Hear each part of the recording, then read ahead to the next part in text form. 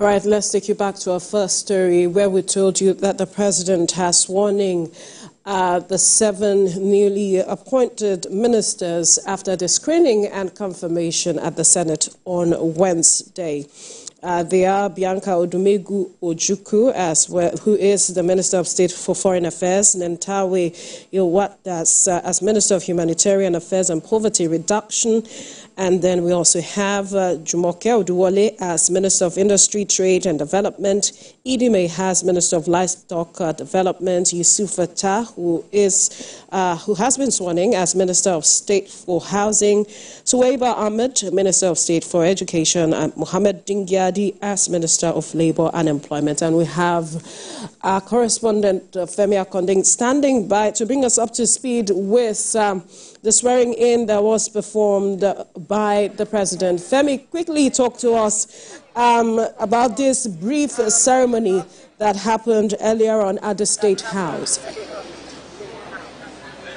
Well, hi, that ceremony just ended where the 7 newly appointed ministers took the oath of office, and President Bola Tinubu charged them, to be committed to contributing to the country's economic growth and development. He says he's glad that they are coming on board at a very challenging time in the country's history. He talks about when his administration assumed office, when they had to service the budget, the revenue using revenue to service the country's debts. They used about 97% of the country's revenue to service debt, but his administration has been able to bring that down to about 67%, and he also gives strong assurances that that will still be drastically reduced in the coming weeks and months because of some of the outcomes of the necessary economic reforms his administration is implementing. He charged the newly sworn-in ministers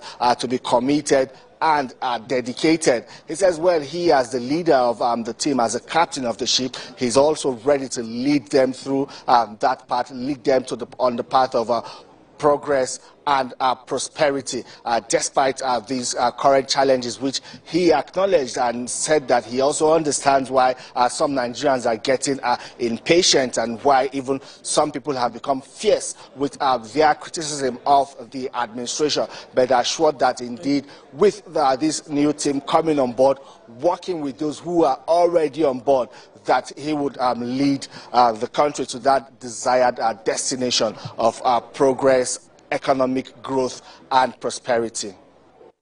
Interesting. One key word you kept repeating from your statement is commitment, commitment. And these are critical ministries, one must say, when you talk about livestock development, you talk about humanitarian affairs and poverty reduction, as well as that of foreign affairs. Nigerians are waiting with bated breath to see how these people will bring their commitment on board to addressing the various situations with regarding these ministries. I wonder if you were able to get from these persons what their commitments are, knowing how they came in and the fact that it's no longer business as usual.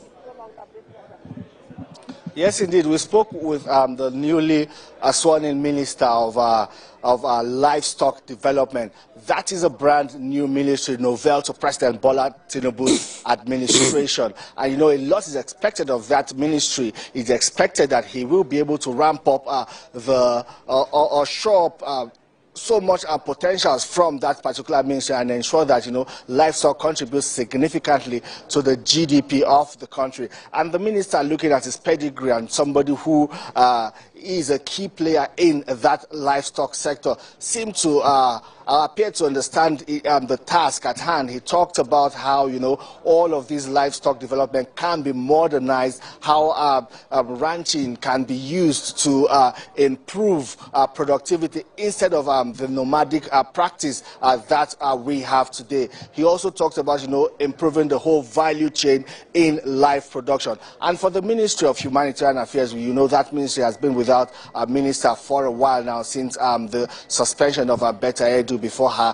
final discharge from the cabinet. And there's a lot of responsibility that rests on the table of that minister and needs a minister to drive through the process. So it is expected that all of the safety nets introduced by this administration, to cushion the effect of the subsidy removal, like the direct cash transfer, the credit scheme, and a lot of other social intervention programs, will be driven by this ministry. And now that there is a minister, a substantive minister, everyone expects effectiveness and efficiency. We also spoke to the Minister of Industry, Trade and Investment. She has been in government for about 9 years now. She was special advisor to President Muhammadu Buhari in the office of the Vice President, that's Jumoke Oduwole, on the ease of doing business. And of course, she was also retained in that position by President Bola Tinubu before her appointment now as Minister of Industry, Trade and Investment. Right. All she will be doing in that ministry, when we spoke to her, she said that,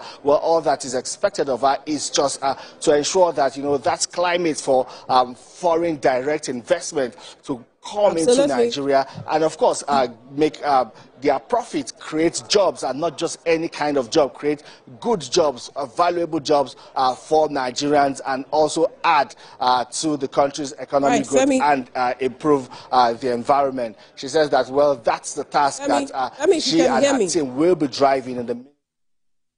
Right. I know there's so much you have to say, but time is not a friend right now.